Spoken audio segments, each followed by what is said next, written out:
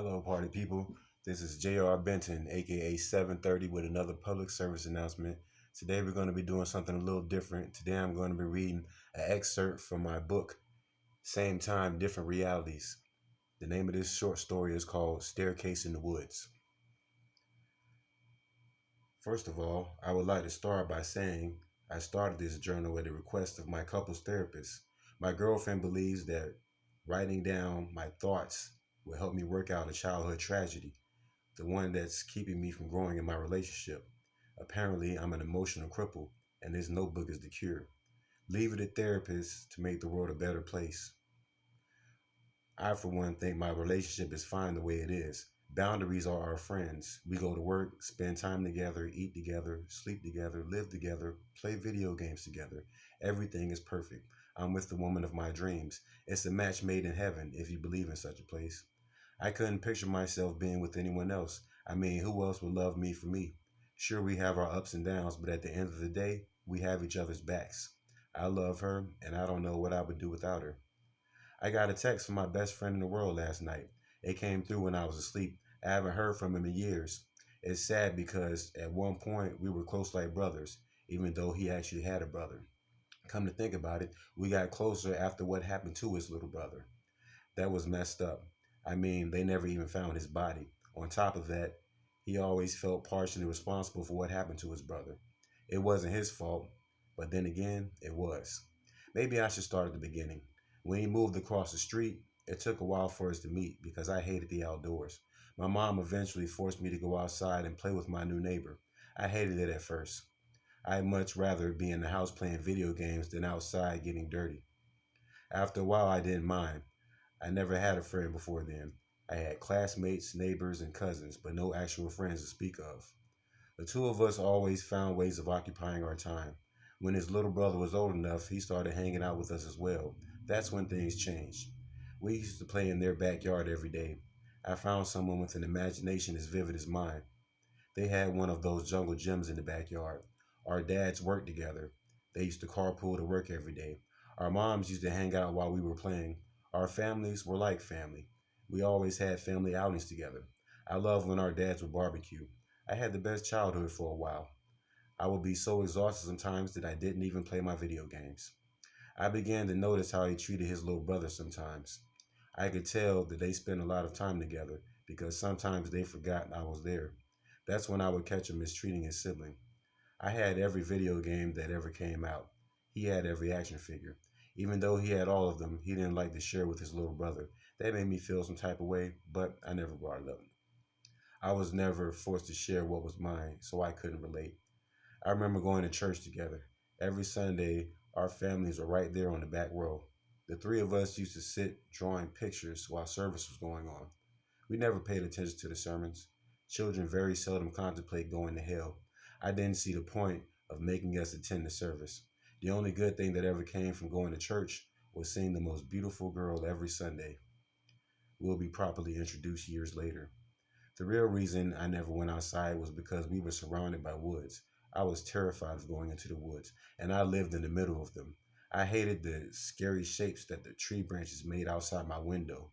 The thing that creeped me out the most about the woods was how you always heard a twig snap behind you and no one was ever there. I prefer to be in my house where I'm safe. I know where all the exits are. I have hiding spots and weapons. What advantage do you have outside? My friend would always play mean tricks on his little brother. I'm an only child, so I can't relate to sibling rivalry. Most of the time, he would just play hide and seek, only he wouldn't look for his brother. He still always ended up finding us. He would get frustrated. I thought it was hilarious. Then there was the day we found the staircase in the woods. The three of us were walking along our normal path, and there it was. It wasn't there the day before. I'm pretty sure we remember a staircase in the woods. We had no idea where it came from. It looked like it should be attached to a house, but where was the house?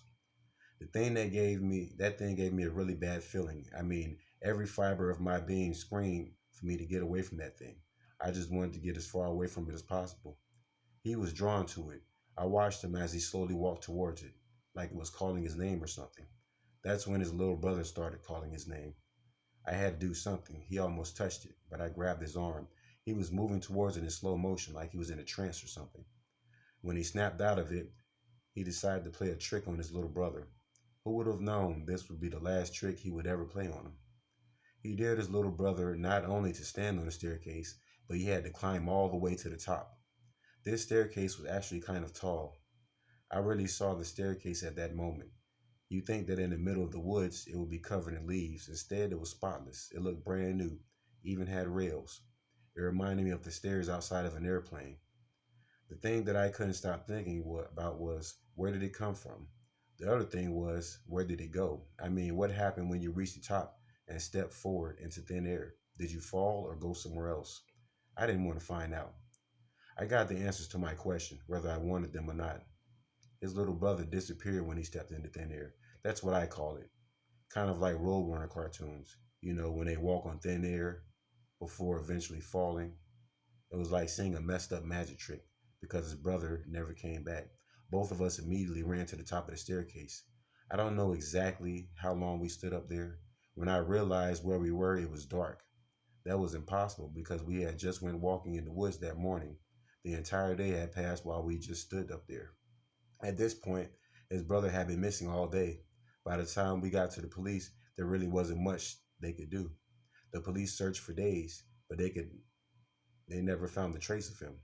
Eventually, they had to stop looking for him altogether. Even though he's still considered missing, his parents had a memorial for him.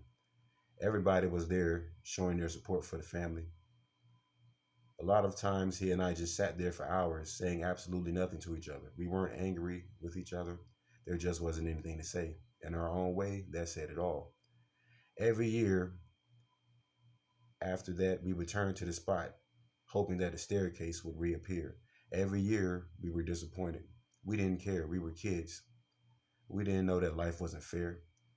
That lesson was usually learned later in life.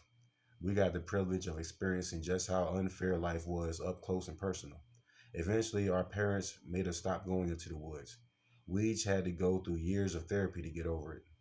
Nobody ever believed us about the staircase. After a while, we just stopped talking about it. Then it sort of went away. No one blamed us for what happened, but they think we knew something. We hung out less and less until I met my girlfriend. It was actually the second time we met. We used to go to church together. She pretty much became my best friend at that point. I moved away, but we kept in touch. Every year after we graduated, I kept my promise.